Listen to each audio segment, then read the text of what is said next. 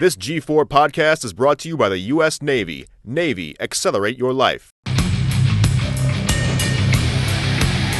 Earn a college degree in the U.S. Navy and proudly display your school colors. Navy, accelerate your life.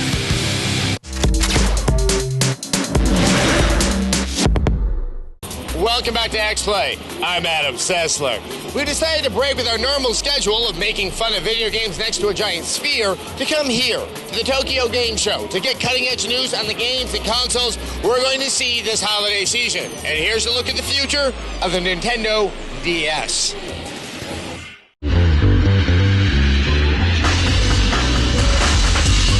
While the Wii games are few and far between at TGS, the DS is just about everywhere you look.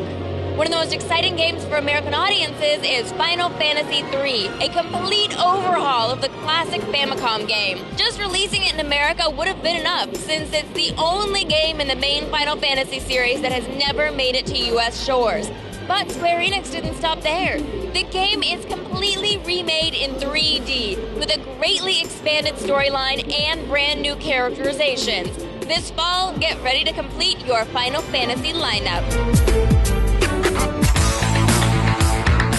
In a surprise announcement, Square also unveiled a Final Fantasy XII spin-off on the DS. It's a side story featuring the further adventures of Vaan and the Sky Pirates. What's surprising about it? Well, you might think that a PS2 exclusive game would get a PSP spin-off, but it looks like the DS is too much of a dominating force in the handheld market to ignore.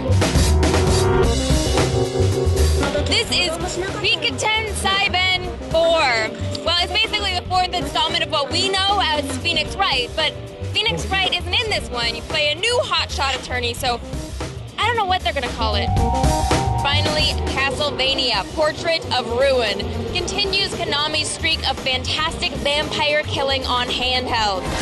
Dracula's castle has been hijacked by a rival vampire called Bronner.